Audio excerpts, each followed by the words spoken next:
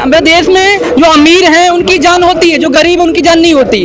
वो उनकी जान में जान नहीं होती, जो अमीर लोग हैं उनकी जान में जान होती है। मृत्यु की संख्या कम से कम हमको लगता है अगर जिस तरीके से और मान लगाया जाए 150 से 200 आदमी मरे होंगे, मगर सरकार इसको छिपा रही है क्योंकि मुआवजा सरकार सबको नहीं दे पाएगी। सुबह आए तो पता चला जब सफाई चल रहा था तो देखे सफाई मंत्रालय के कारण चप्पल जूता बहुत कपड़ा थैली जूता सब फेंका हुआ था। नमस्कार, स्वागत है आप सभी का पीपीएम टाइम्स में। मैं हूं आप सभी के साथ मानसी झा। इस वक्त मैं नई दिल्ली रेलवे स्टेशन के पास मौजूद हूं।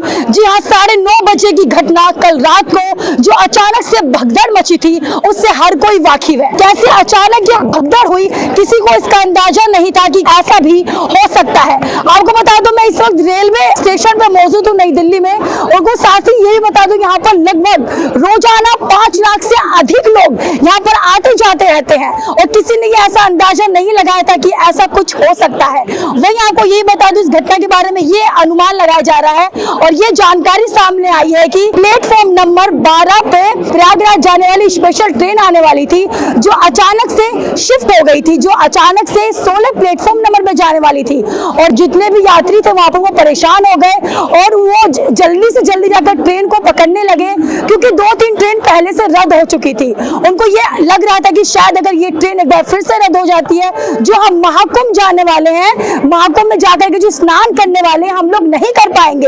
अगर ये ट्रेन रद्द हो जाती है या ये ट्रेन छूट जाती है तो यात्री यहाँ से परेशान होकर के जल्दी जल्दी भागने की कोशिश कर रहे थे। तभी अचानक से भगदड़ मची और प्लेटफॉर्म नंबर 13, 14 और 15 पर ऐसी भगदड़ मची कि अचानक ही ऐसा देखने को लगा कि मानो शमशान यहाँ पर बनता हुआ नजर आ गया। तो मैं इस बार रेलवे स्टेशन पर मौजूद हूँ जहाँ देख सकते हैं अभी भी यहाँ पर कई हजार यहाँ पर यात्री मौजूद होंगे। देख करके ऐसा अभी भी अनुमान नहीं लगा सकते कि 9:30 बजे क्या कुछ यहाँ पर कोई घटना हुआ है। तो लगभग काफी लोग यहाँ पर मेरे साथ मौजूद है, इससे जानेंगे कि अचानक 9:30 बजे क्या हुआ था, कैसे अचानक भगदड़ मच गई, क्या किसी ने ऐसा अनुमान लगाया था। साथ ही साथ आपको ये बता दूं ये कोई प्रयागराज जाने वाली पहली घटना नहीं है। इससे पहले बिहार में ऐसा कुछ अनुमान लगाया गया था, बिहार में ऐसी घटना देखने को मिली थी। और कल रात के 9:30 बजे अचानक से नई दिल्ली रेलवे स्टेशन पर, जहां पर लगभग रोजाना 5 लाख से ज्यादा यात्री सफर करते हैं, वहां पर अचानक से भगदड़ मच गई। हाँ जी, क्या नाम है आपका? राजपूत। मैं कहाँ के रहने वाले? यूपी बरेली से। मैडम बरेली से। कल की घटना के बारे में क्या मैंने जो बीबीसी को देखा है, 18 लोगों की मृत्यु हुई। यहाँ पर एक बड़ा दुखद घड़ी है कि यहाँ पर 18 लोगों की मृत्यु हो गई। असली जी कह रहे हैं गलती हो गई। असली जी, रेल मंत्री जी कह रहे हैं गलती हो गई। उनसे एक कह दीजिए कि मैडम जो 18 लोगों की मृत्यु हुई है उनकी जान गई है, ठीक है। यहाँ देश में जो अमीर हैं उनकी जान होती है, जो गरीब उनकी जान नहीं होती। वो उनकी जान में जान नहीं होती, जो अमीर लोग हैं उनकी जान में जान होती है। आप कह देते हो कि गलती हो गई, वहाँ यहाँ मृत्यु जा रही, किसी का बच्चा, किसी की बीवी, किसी का पति जा रहे हैं यहाँ पर, और आप कहते हैं गलती हो गई। देखिए, सिस्टम को अपने अपडेट कीजिए।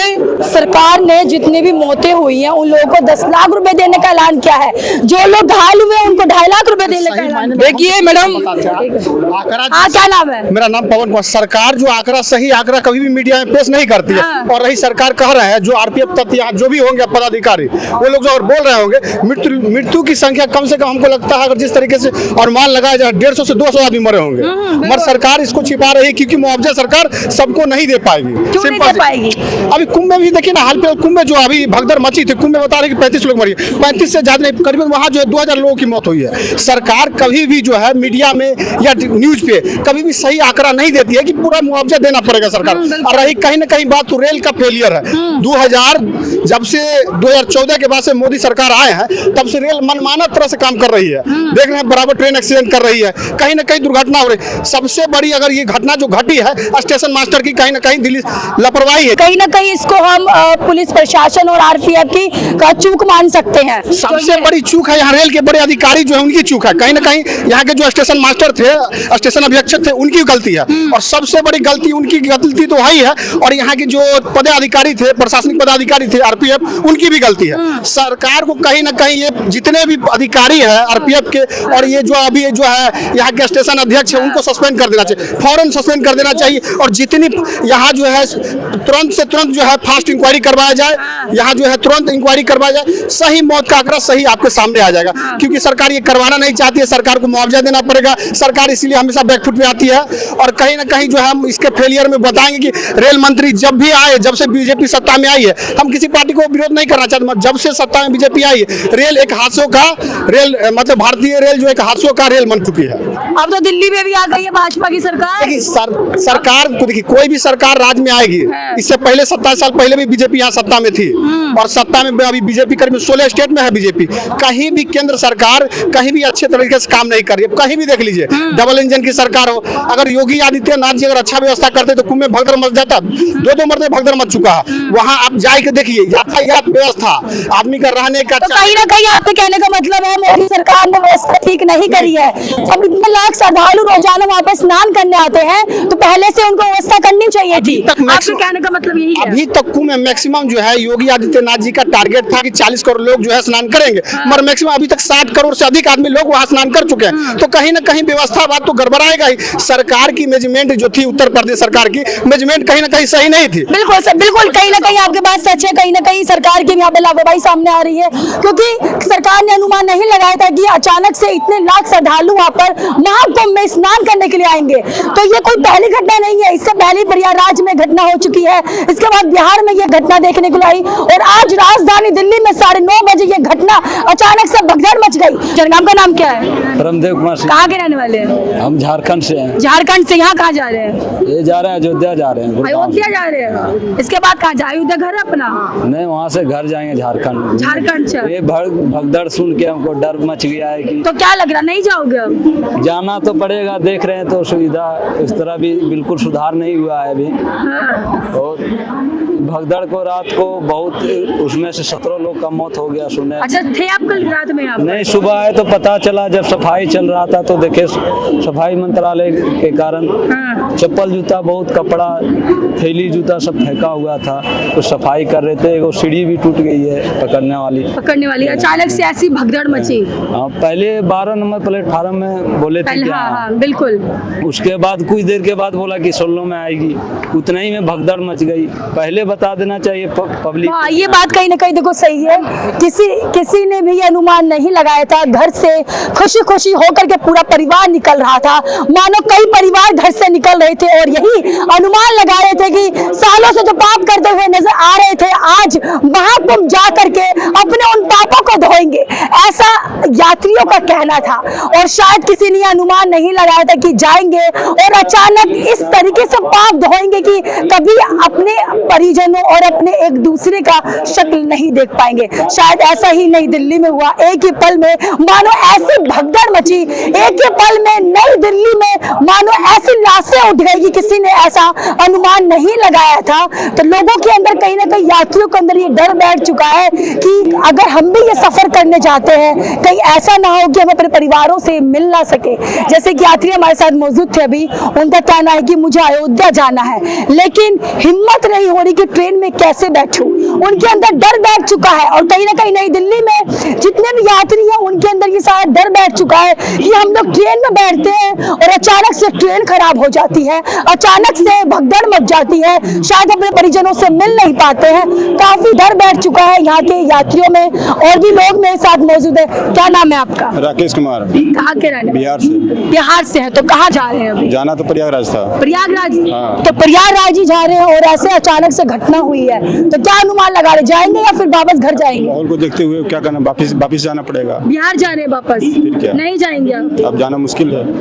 अच्छा, कभी सोचा था कि इस तरीके से भगदड़ मच जाएगी? किसी ने सोचा तो नहीं था, क्योंकि पहले तो ठीक थी, लेकिन अचानक ऐसे घट गया तो फिर अब आदमी सतर्क तो हो ही जाएगा ना।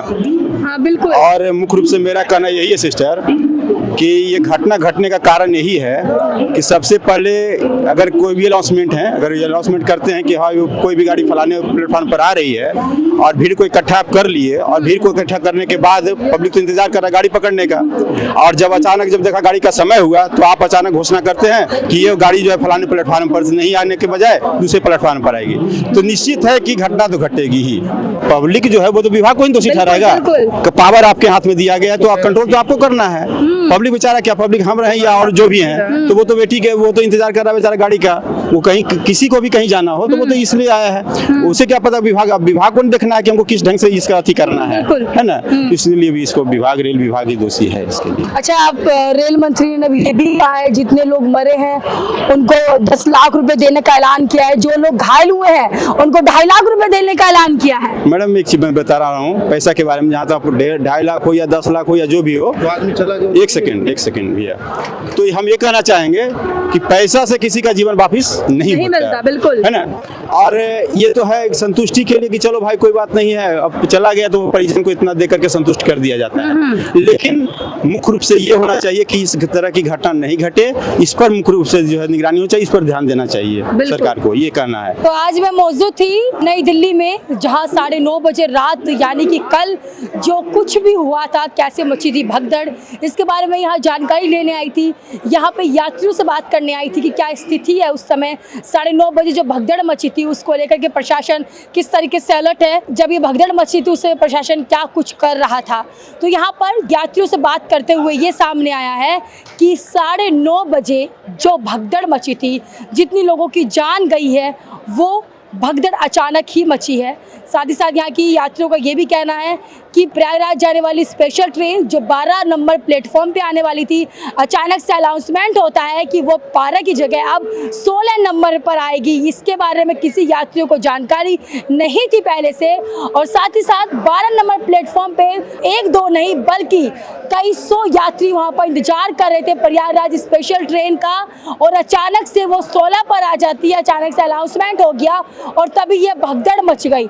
साथ ही साथ घटना स्थल पर काफी लोग मौजूद थे उस दिन, और आज वही यात्री आज भी मौजूद थे। उन यात्रियों से जब हम लोगों ने बात करी तो उन यात्रियों का साफ तौर पर यही कहना था कि अचानक से यह भगदड़ हुई। साथ ही साथ उन यात्रियों का यह भी कहना है कि पुलिस प्रशासन वहां पर तैनात नहीं था, आरपीएफ तैनात नहीं थी वहां पर। साथ ही साथ आपको ये भी बता दूं, नई दिल्ली यानी कि राजधानी दिल्ली का सबसे बड़ा ये रेलवे स्टेशन माना जाता है, जहाँ पर लगभग रोजाना 50 लाख से ज्यादा यात्री यहाँ पर सफर करते हैं। 50 लाख से ज्यादा यात्री का यहाँ पर आना जाना लगातार होता रहता है, और वहाँ पर पुलिस प्रशासन इस तरीके से उनकी लापरवाही सामने आती है, इसका किसी ने अंदाजा नहीं लगाया था। साथ ही साथ यहाँ के यात्रियों का ये भी कहना है कि आज यहाँ पर प्रशासन तैनात दिख रहा है, लेकिन कल यहाँ पर प्रशासन तैनात नहीं था। वहाँ पे जब भगदड़ मच रही थी, काफ़ी लोगों ने प्रशासन से बोला, जाकर के आरपीएफ टीम से बोला कि यहाँ पर भगदड़ मच रही है, इस भगदड़ को नियंत्रण करो। तो वहाँ पर आरपीएफ टीम ने क्या कुछ कहा, इसके बारे में शायद आप भी सुनकर हैरान हो जाएंगे। यहाँ के यात्रियों ने ये बताया हमें कि यहाँ के आरपीएफ टीम और पुलिस प्रशासन ने हाथ जोड़ लिया लोगों के सामने कि हम यहाँ पर कुछ नहीं कर सकते। क्या इसी तरीके से राजधानी दिल्ली की पुलिस प्रशासन है? क्या इसी तरीके से यहाँ पर प्रशासन अलर्ट रहता है? आप मेरे साथ देख सकते हैं, आज यहाँ पर लगभग आपको काफी प्रशासन दिख रहा होगा, लेकिन कल जब भगदड़ मच रही थी, यहाँ पर 1-2 भी प्रशासन यहाँ पर तैनात नहीं था। शायद आज इस तरीके से यहाँ पर प्रशासन तैनात होता तो कल जितनी भी यात्री की मौत हुई है, आज वो सारी यात्री हमारे साथ मौजूद होते। खैर, ये बहुत बड़ी दुर्घटना है। ये नई दिल्ली की ये प्रयागराज जाने वाली स्पेशल की ये पहली दुर्घटना है जो इतने यात्री घायल हुए हैं। देखने को ऐसा लग रहा है कि पहले बिहार में हुआ इस तरीके से घटना, उसके बाद प्रयागराज में भगदड़ हुआ, और आज यहाँ पर नई दिल्ली में इस तरीके का भगदड़ मच गया है। फिलहाल अभी जितने भी घायल हुए हैं उनको अस्पताल में भर्ती कराया गया है, उनका इलाज चल रहा है। आंकड़े जो है लगातार बढ़ते हुए नजर आ रहे हैं। जब हम लोगों ने यात्रियों से बात करी, उनके अंदर लगभग डर बैठ चुका है।